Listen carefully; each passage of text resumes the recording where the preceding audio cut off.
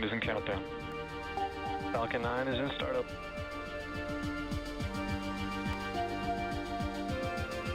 Dragon, SpaceX, go for launch.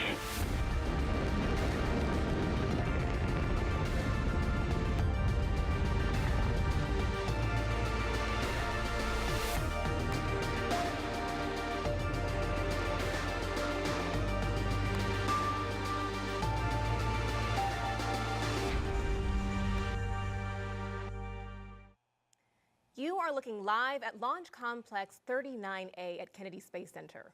In just over 20 minutes, this Falcon 9 rocket will lift off, carrying the 28th commercial resupply services mission from both NASA and SpaceX to the International Space Station. Good morning and welcome to live coverage of the CRS-28 launch. I'm NASA's Jasmine Hopkins. Fueling of the Falcon 9 began about 15 minutes ago, and we're counting down to an instantaneous launch at 11:47 a.m. Eastern Time. This mission will deliver about 7,000 pounds of science, supplies, and equipment to the space station. And these missions help NASA and our partners continue research to better our life right here on Earth and help us as we explore deep space. Let's go now to SpaceX headquarters in Hawthorne, California, where Zachary Lupin is standing by to tell us more about the vehicle supporting today's mission. Zach? Thanks, Jasmine. Hello, everyone. My name is Zachary Lupin, and I'm an avionics reliability engineer here at SpaceX. And it's great to be covering today's mission in partnership with NASA. On your screen right now is a live view of SpaceX's two-stage Falcon 9 rocket with our Dragon spacecraft at the very top. Dragon is one of the few vehicles that can deliver significant cargo to the space station and the only vehicle that can deliver cargo from it. And to date, Dragon has visited the station 37 times and transported 280,000 pounds of cargo back and forth from the orbiting laboratory. Below Dragon is our Falcon 9 vehicle, which is actually two rockets in one. The lower part, also the largest part of the rocket, is called the first stage. It has 9 Merlin 1D engines, which accelerate the vehicle through the Earth's atmosphere and into various orbits in space. At the top of the first stage is the black inner stage, and above that is the Falcon 9 second stage. Now, the two stages will separate about 2.5 minutes into flight, and then the second stage will ignite its single Merlin vacuum engine, or MVAC engine, which is the 10th engine on the rocket, to carry Dragon to its desired orbit. Now, during today's mission, you will notice a shorter nozzle attached to our second stage. We are flying a shorter nozzle when we don't need as much performance to get payloads to their final destination. Now, for those of you following along, today marks SpaceX's 38th launch this year, 4th Dragon flight in 2023, and 237th mission overall. Now, Falcon 9 and Dragon were both designed with reflight in mind, and the vehicle hardware is built to support multiple missions with minimal refurbishment. Today's Dragon is flying for its 4th time and also marks SpaceX's 20th reuse of the vehicle. And the Falcon 9 first stage is flying for its 5th time, and we plan to recover and fly both the vehicle and the spacecraft again in the future. So far, we've reflown 170 first stages, including both Falcon 9 and Falcon Heavy, and we're planning to recover this booster on our drone ship, a Shortfall of Gravitas, which is currently stationed off the coast of Florida in the Atlantic Ocean. And if successful, this will mark the 198th recovery of an orbital-class rocket. Now, as the clock ticks closer to T0, let's head over to NASA's Megan Cruz at Cape Canaveral to talk about today's weather. Megan? Thank you, Zach, and good morning, everyone. Welcome into Hangar AE at nearby Cape Canaveral Space Force Station. This is where I can monitor the launch team as they take us through today's countdown. So far, hearing a lot of good things over the nets. The vehicle is healthy, the team working no issues. The range is green, meaning our path from here to the International Space Station is clear and safe. And the weather, which has been the issue all weekend, forcing the team to stand down Saturday and Sunday attempts. Today, we are 80% go. You can see those watch items on the bottom left of your screen. Launch Weather Officer Arlena Moses will be monitoring a few showers she expects to move into the area during launch. And I know some of you out there, you might be thinking it seems a little windy out here, but those winds are well below any concerns for launch.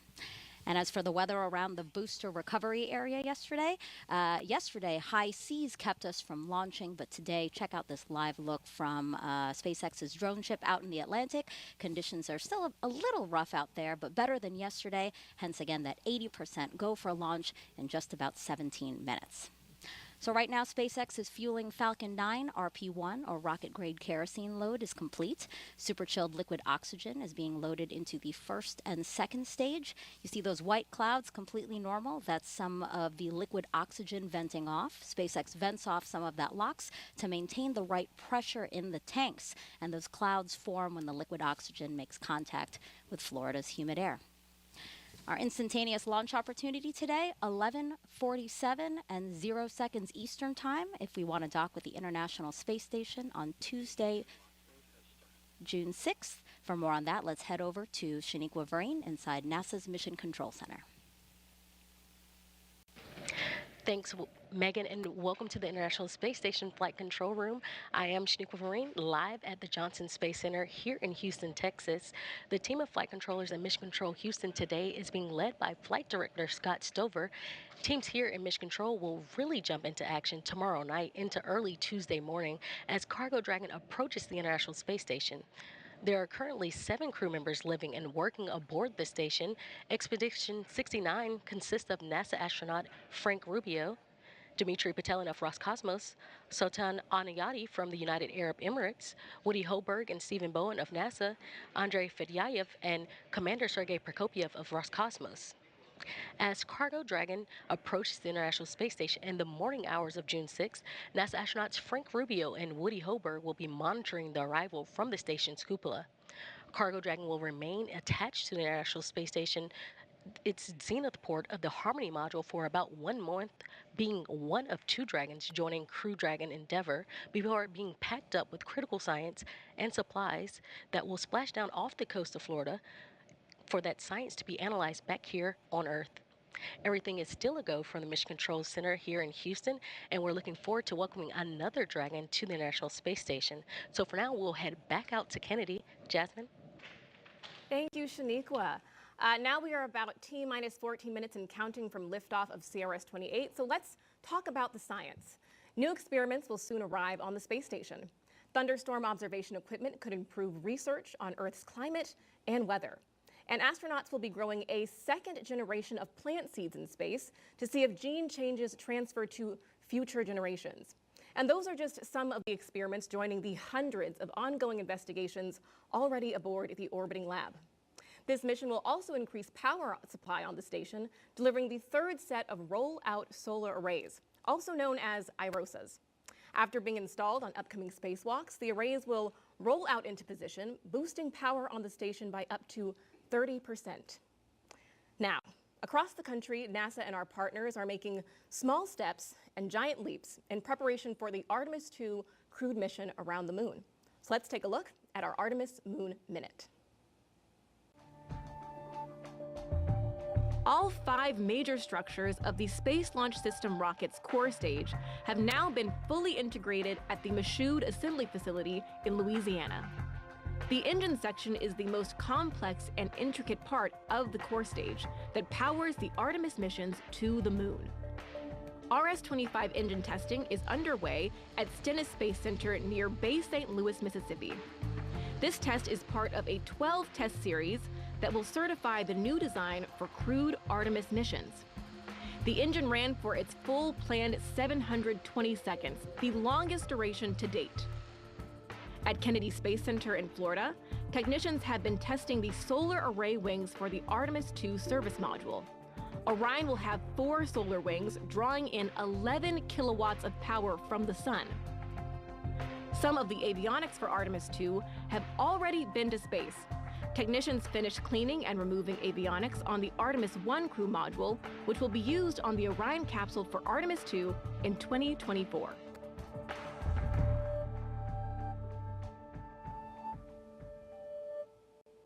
Now we are at T-minus 12 minutes and counting from the liftoff of the 28th Commercial Resupply Services mission from both NASA and SpaceX to the International Space Station.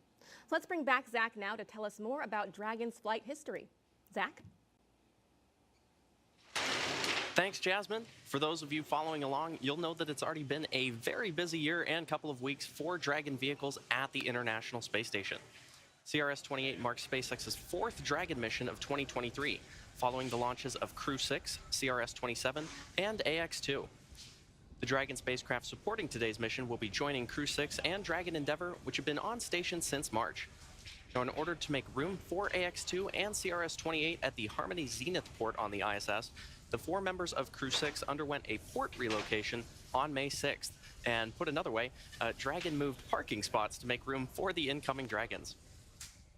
A few weeks later, on Sunday, May 21st, Dragon and the crew of AX-2 lifted off from historic Launch Complex 39A at NASA's Kennedy Space Center and arrived at station about 15.5 hours later. And this is Dragon's fastest launch to docking time for a human spaceflight mission. After 8 days of living and conducting research on the space station, Dragon Freedom undocked from the orbiting laboratory and returned the AX-2 crew back to planet Earth off the coast of Florida at 11:04 p.m. Eastern on Tuesday, May 30th. And this made room for the Dragon vehicle supporting today's mission. From the beginning, Dragon was designed to fly cargo and humans to and from space. And since Dragon's first visit to the space station in May 2012, we've come a long way. In that time, as I mentioned earlier, Dragon has visited the ISS 37 times, and 9 of those missions carried crew. In fact, the first time Dragon flew people was just about 3 years ago with SpaceX and NASA's Demo 2 mission to the space station. NASA astronauts Bob Behnken and Doug Hurley took the first flight on Dragon on May 30th, 2020, returning human spaceflight capabilities to the United States for the first time since the space shuttle retired in 2011. The launch of Demo 2 also marked the first time in history that a commercial company successfully took astronauts to orbit. And since then, SpaceX has launched a total of 10 human spaceflight missions to space. And to help enable greater flexibility for future Dragon missions, SpaceX is preparing our neighboring pad, Space Launch Complex 40 at Cape Canaveral Space Force Station in Florida, to support both cargo and crew missions. As we fly more and more people to and from space, human spaceflight becomes more accessible and creates more opportunities for humanity to become a spacefaring civilization. And now I'll turn it back to Jasmine at KSC to take a look at one of the payloads flying on today's mission. Jasmine? Thank you, Zach. One experiment on CRS-28 could be used to predict your risk for certain diseases, aging, and how our bodies heal. Earlier this week, I got the chance to speak with the brains behind Genes in Space 10. Joining us now is Christine Anwaha, a high school student from East Chapel Hill, North Carolina. Welcome, Christine. Thanks for having me. Of course, happy to have you here. So can you tell us a little bit about how you're feeling a high school student with your experiment heading to the International Space Station? It's honestly a dream come true. This idea started off originally in my head, and now it's going to be a reality pretty soon, so I'm really excited. Of course, we love that excitement, Christine, and we cannot wait to see your dreams realized. Can you break down what is the Genes in Space 10 experiment? The experiment involved telomeres, and these are the repetitive sequences that cap the ends of our chromosomes. On Earth, telomeres normally shorten as we age, but for astronauts in space, they actually appear to get longer. And so with that, I developed an experiment to see if that process could be linked to the activity of stem cells. Now, in the development of that experiment, something really important was measuring telomere length. But it turns out that isn't something that can really be done on the ISS. Instead, experiments involving DNA length measurement need to be sent down to Earth, and that costs time and resources. So with that, the Genes in Space team and I got thinking, what if we developed an experiment that could help address that? And so we developed an experiment that will allow astronauts on the ISS to detect the 4-fold difference in DNA length. And so with that, it opens the door up for more kinds of research to be done on the ISS, such as into genetic monitoring, because being in space makes you more prone to genetic mutations. So that's something that can help with that. Also opens the door up for more research into telomeres to be done, and even broader. Christine, that is so exciting. And your experiment was chosen out of over 600 applications. So what advice do you have for students who are also interested in this opportunity? Yeah, I would just encourage other students to just explore their passions in space biology and pursue it as best as you can. That's what I did, and it led me to where I am here. Exactly. Very excited to have you here. And tell me, what are your plans after high school? I mean, you've got some great things on the horizon, right? Yeah, so in the fall, I'll be headed off to UNC Chapel Hill. I'm planning on studying either biology or biochemistry, and I'm really excited to get more involved with biological research in the future, especially space biology. Of course. Thank you so much for joining us today, Christine. Thanks for having me. Thanks again to Christine for speaking with us. And she is not the only student experiment going up on CRS-28. STEM engagement is very important to us here at NASA for the future of the Artemis generation. All right, now we are just about 7 minutes and counting until liftoff of CRS-28. So let's bring back Megan here on Florida's Space Coast and Zach live at SpaceX headquarters in Hawthorne, California, to walk us through the final moments of the countdown. Take it away. Thanks, Jasmine. It's T-minus 6 minutes and 50 seconds, and the SpaceX team is currently working no significant issues, and the vehicle is healthy. Weather is currently 80% go, and the range is ready to support today's mission. At this point, Rocket Propellant 1, or RP-1 fuel, is completely loaded on the second stage and nearly complete on the first stage. Liquid oxygen, or LOX loading, is currently underway on both stages and will complete at the T-minus 2 minutes mark to launch.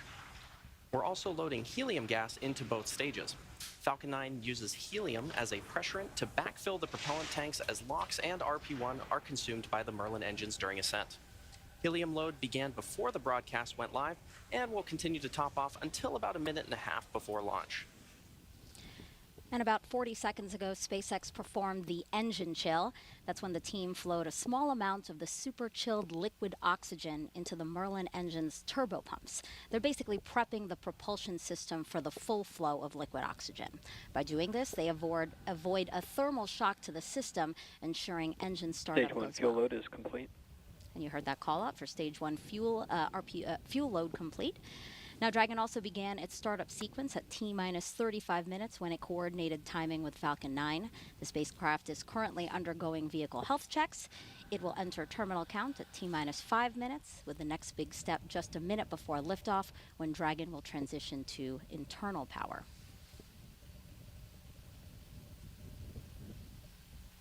Now, you may have noticed those white clouds around the vehicle. Those are completely normal. They are chilled gas above the LOX tank liquid surface that we vent overboard to maintain pressure in the tank as needed. And when that gas comes out into contact with the warm, humid Florida air, the air condenses into clouds and water. Now, Here at the eye, Bob. for now, we should see the Count. Falcon 9 tanks are pressurizing for strong back the retract. transporter erector. The Dragon is internal the count and transporter erector, internal or power. The transporter erector, or TE, is used for vehicle rollout and to route propellants and electrical power to the vehicle in preparation for launch. And once those clamp arms have fully opened, the TE will then retract away from the rocket in preparation for liftoff. We have a hot mic on the countdown net. All parties check your key panels. Strong back lower has started. We should see those clamp arms opening in about 15 seconds from now.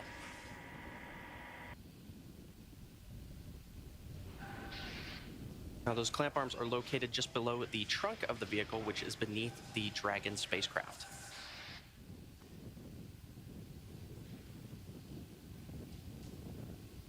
And there you can see those clamp arms beginning to open around the booster. Now, in these last few minutes before T0, Falcon 9 is performing final health checks on its primary communications, avionics, and propulsion systems in preparation for flight. And we may hear callouts that engines are sufficiently chilled as we get a little closer to liftoff. Those clamp arms should be fully open, and the transporter erector, that strong back, is going to recline away from the rocket.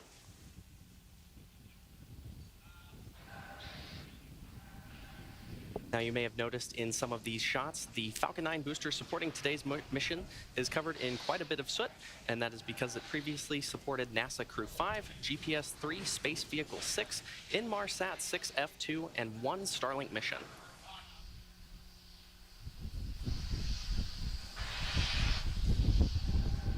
And you can see that strong back slowly reclining away from the vehicle.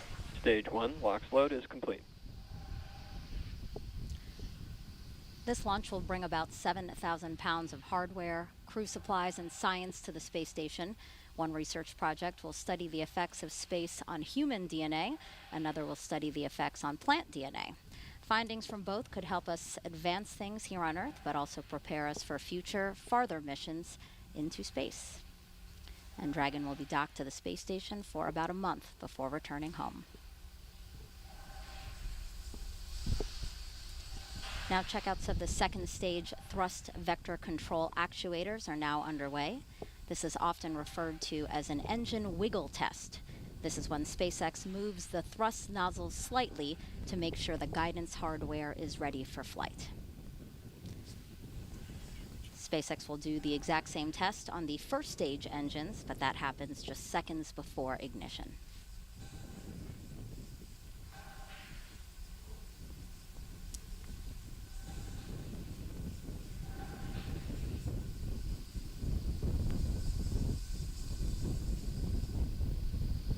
Now, Dragon is also performing its final health checks to make sure all of the vehicle's primary systems are ready Stage for its 2 lock rendezvous load is with the complete. International Space Station. Dragon is And there's that call out that Stage 2 LOX loading is complete. That wraps up propellant loading for both stages of the Falcon 9. And as I mentioned earlier, you may have seen those white clouds around the vehicle. Ground gas Those closeout. clouds you see are the chilled gas above the LOX tank liquid surface that we vent overboard. And when that gas comes out in contact with the warm Florida air, the air condenses into clouds and water. Now Dragon is about to transition into internal power. Also Falcon 9 computers will then enter startup mode, which is when the Falcon 9 flight computers take control of the countdown, guiding the rocket through the last seconds before liftoff. You should hear a call out about startup shortly. Falcon 9 is in startup. Dragon is in countdown. Both stages are now pressurizing for launch. At T-minus 45 seconds, we'll hear the SpaceX launch director verify go for launch. Go for launch. There you go. And at launch, the International Space Station will be flying 260 miles over the North Atlantic, south of St. John's, Newfoundland. T-minus 30 seconds.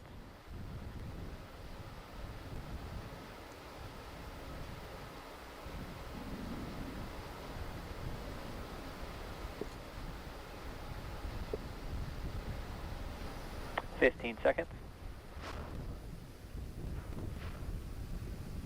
T-minus 10, 9, 8, 7, 6, 5, 4, 3, 2, 1. Ignition, engines full power, and liftoff of CRS-28. Go Falcon, go Dragon. Liftoff of about 7,000 pounds of science and cargo, including a new pair of solar arrays to boost power on the space station.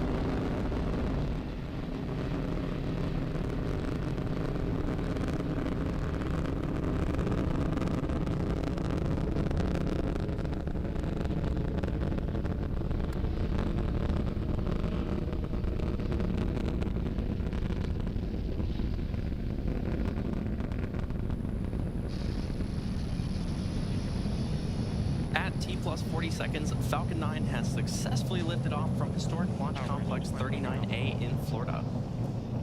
And we're now coming up on max Q in about 20 seconds from now. And this is the point of maximum aerodynamic pressure that the vehicle will go through during its flight. Falcon 9 is supersonic. And there's that call out that Falcon 9 is supersonic, traveling faster than the speed of sound.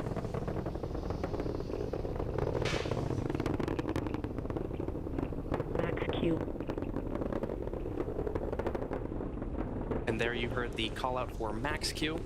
Coming up next are 3 events back to back, the first of which is main engine cutoff, or MECO, and this is when all 9 Merlin 1D engines on the first stage shut down.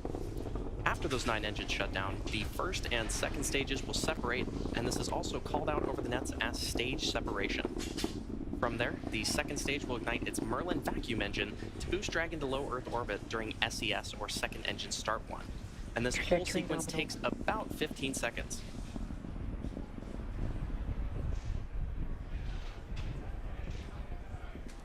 Should be expecting that call out for main engine cutoff in about 40 seconds from now.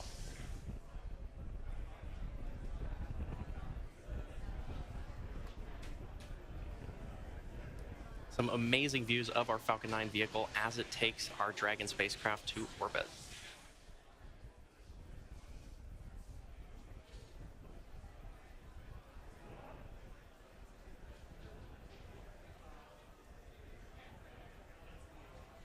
And in just about 10 seconds, we should see that main engine cut off.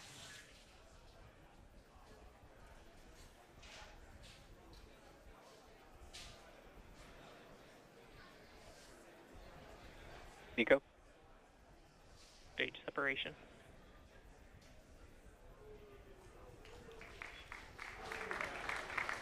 In vac ignition.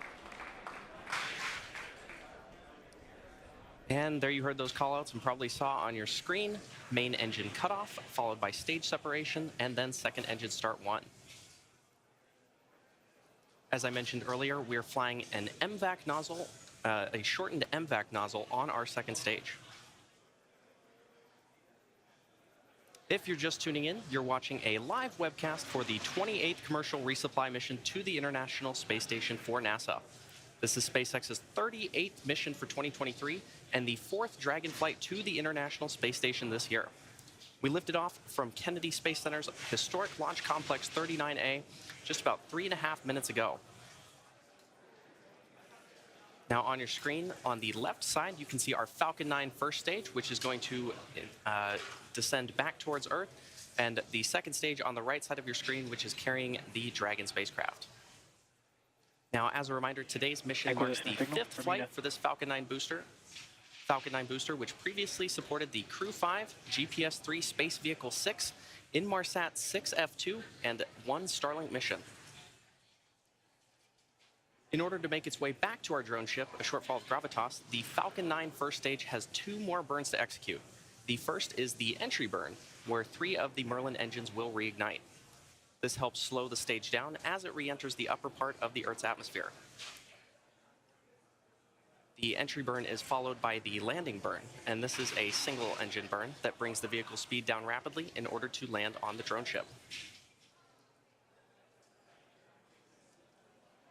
Now, occasionally with the Falcon 9 first stage on the left side of your screen, you may see some small white puffs, and those are nitrogen gas bursts that are used for attitude control. You can also see there on your screen a pair of the hypersonic grid fins. Falcon 9 is equipped with 4 of these grid fins, which are comprised of titanium, and they are positioned near the top of the first stage. Once in the atmosphere, stage 1 is only using the grid fins for steering as it makes its return to Earth. And these grid fins orient the rocket during re-entry and guide the rocket during its descent.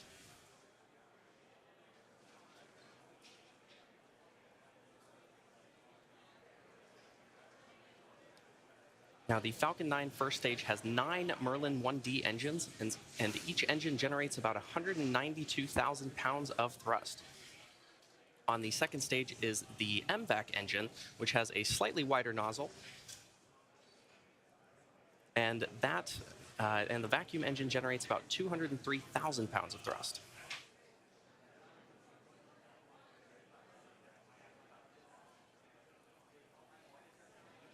Next major milestone is going to be the first stage entry burn, which will take place just over a minute from now.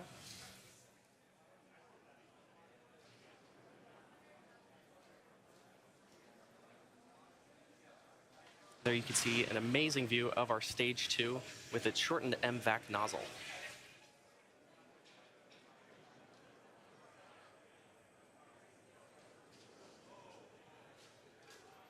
The Falcon 9 first stage, which is not currently on your screen, has reached apogee and is now beginning its descent back towards Earth.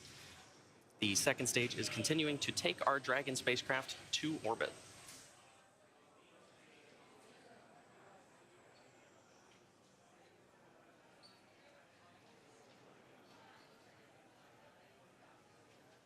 And we should see that first stage entry burn begin in about 15 seconds from now on the left side of your screen.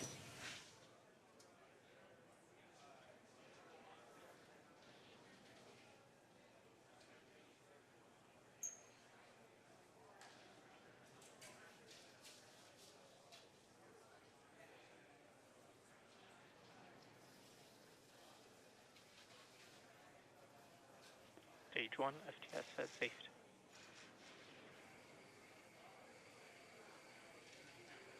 Stage 1 entry The burn second startup. stage on the right side of your screen.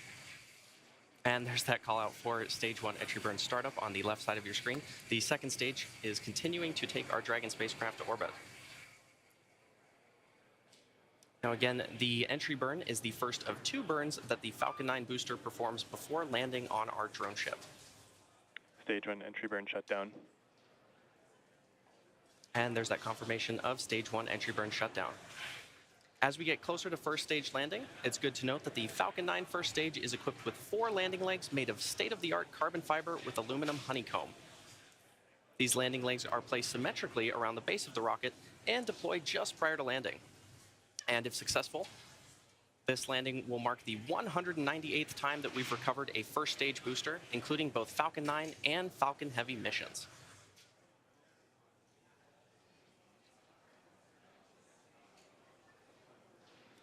We are about 25 seconds away from that landing burn beginning. Stage 1 transonic.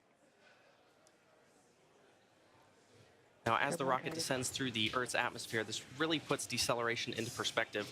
In the span of less than a minute, we'll have reduced from twice the speed of a jet all the way down to 0 as the rocket lands. And as Falcon lands, we may also hear a call out that the second engine will shut off around the same time.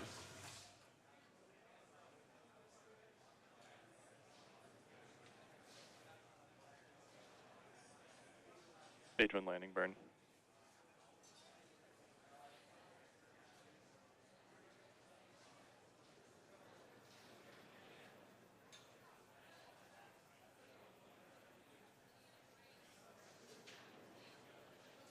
Landing leg deploy.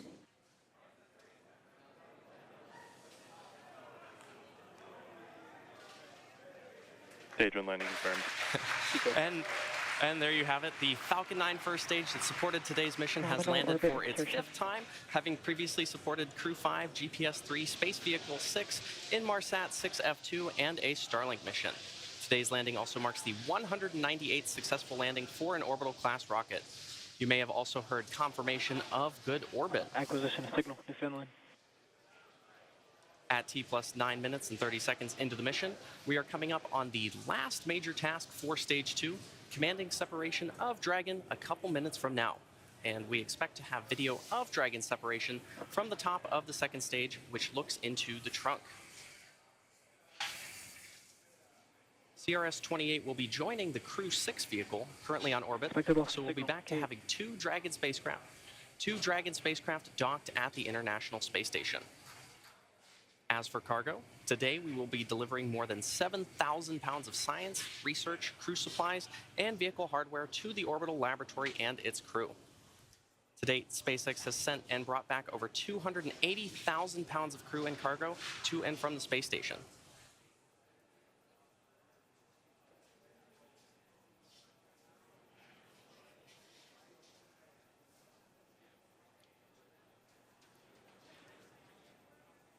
And we should be seeing Dragon separation about a minute and a half from now.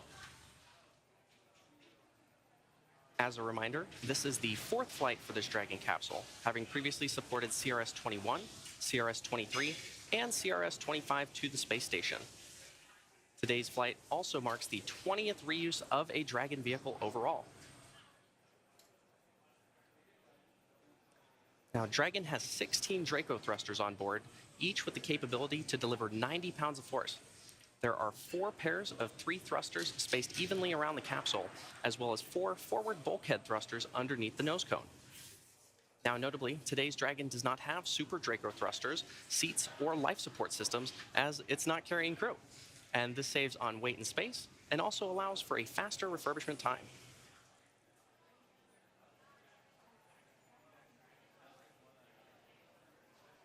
While initial designs of Dragon carried solar arrays extended outward from the trunk, the cylindrical structure located directly behind the Dragon capsule, the current Dragon has these arrays fixed directly to the trunk.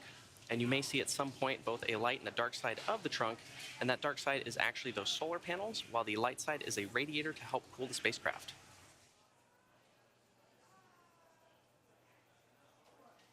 And speaking of solar panels, you can see on your screen right now the solar panels that we will install on the International Space Station.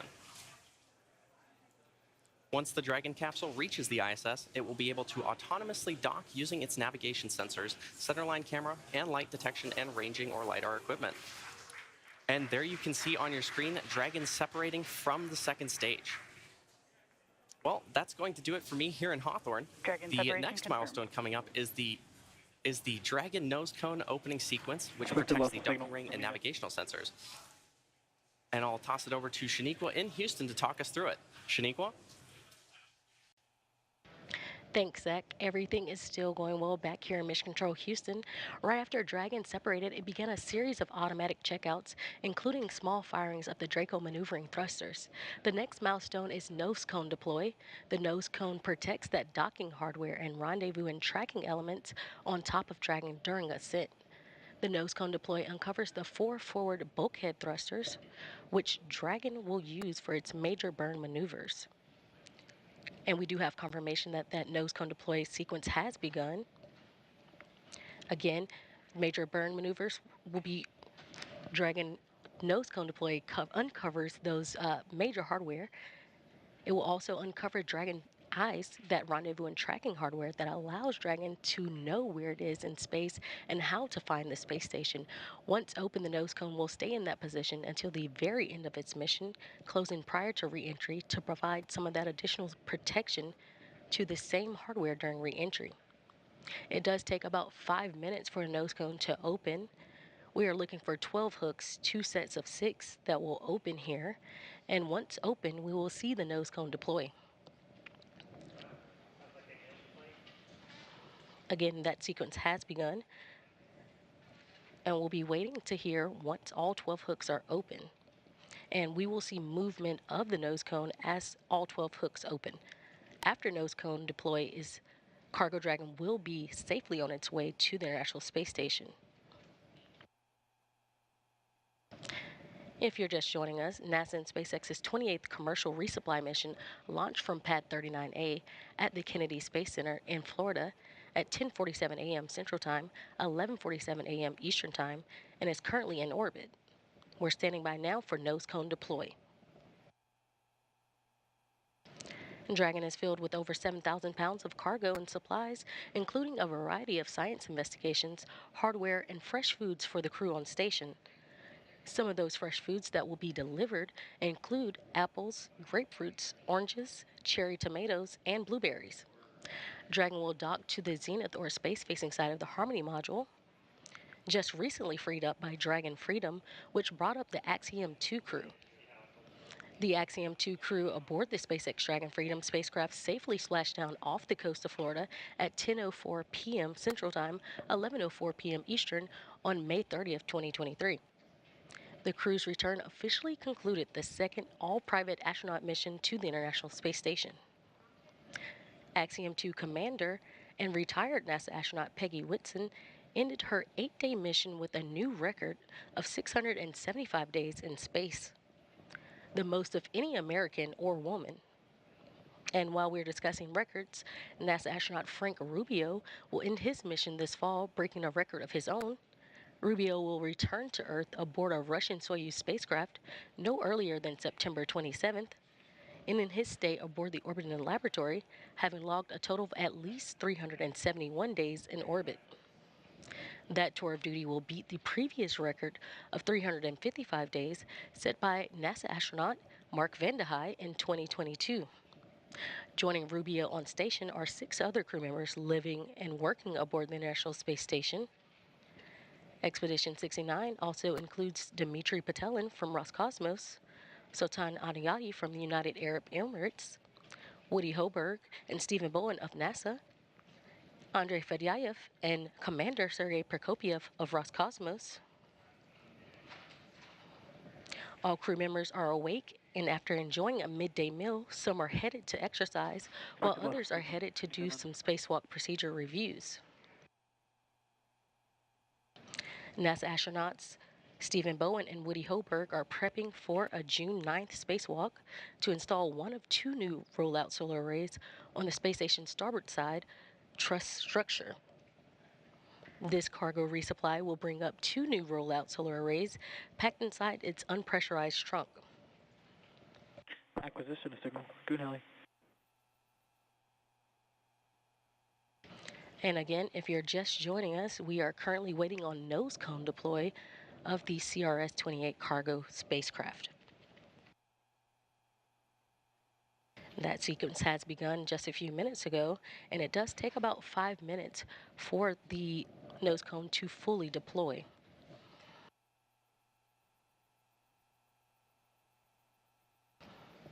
After confirmation of nose cone, that the nose cone has been deployed, we will have a special guest join me for a quick interview.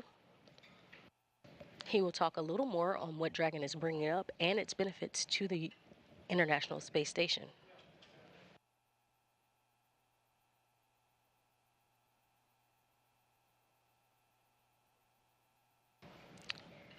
And back here in the International Space Station room, flight control room, while we are waiting for that nose cone to officially be fully deployed, we will have flight controllers that are monitoring the systems on station itself ahead of Dragon's arrival Tuesday morning.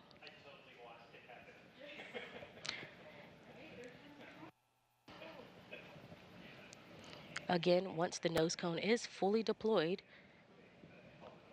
we will have Cargo Dragon on its way to the International Space Station.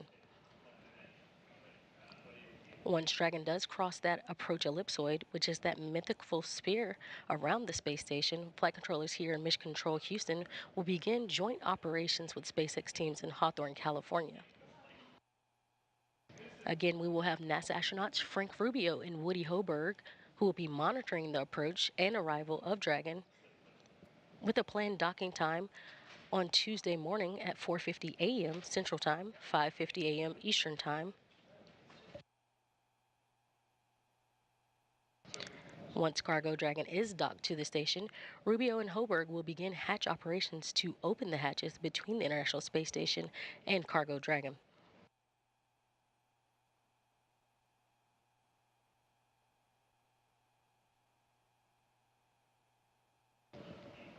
And again, this is live mission operations of the CRS-28 resupply mission to the International Space Station. If you are just joining us, we are currently waiting on the nose cone deployment of the vehicle.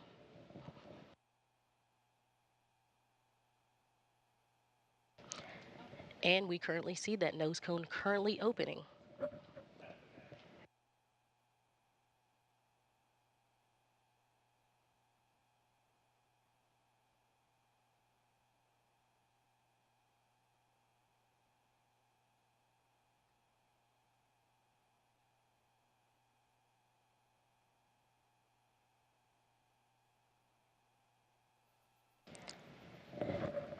And we have confirmation of nose cone deploy.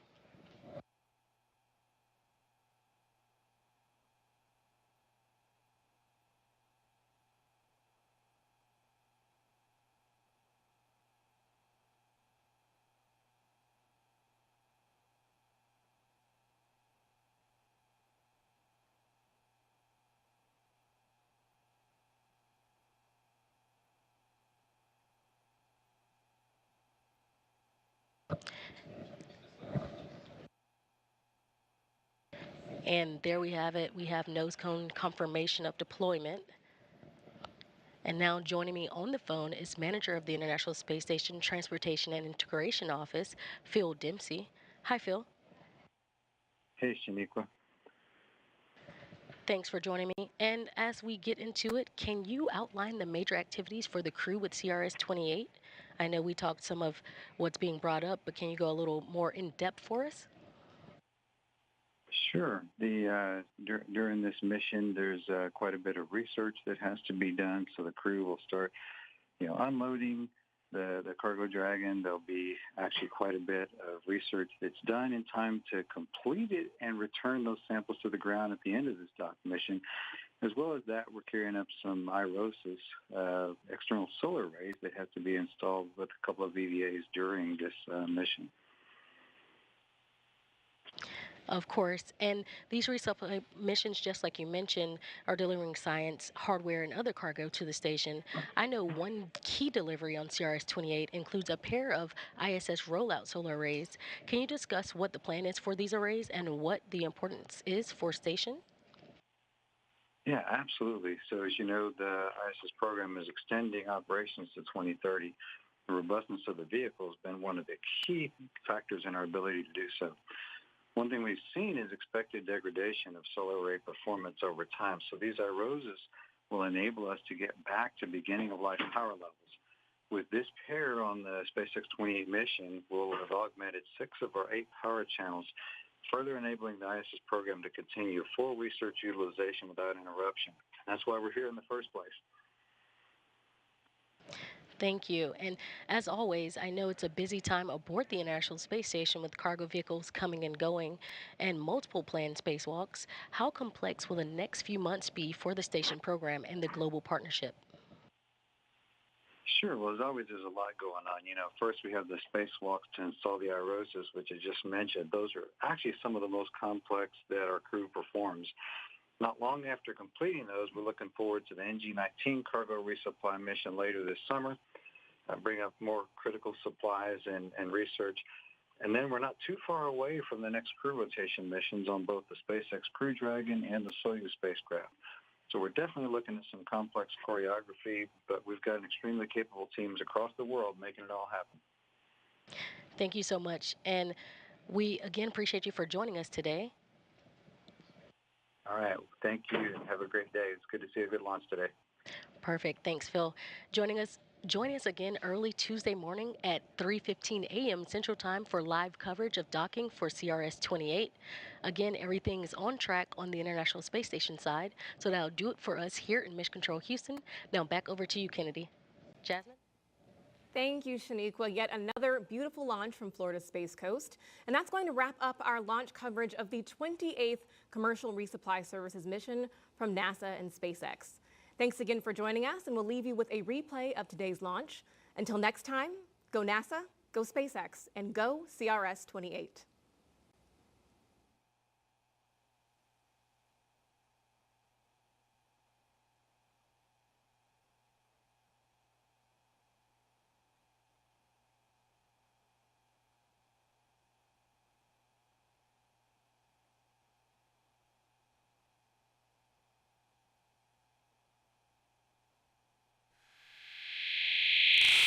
And cargo, including a new pair of solar arrays to boost power on the space station.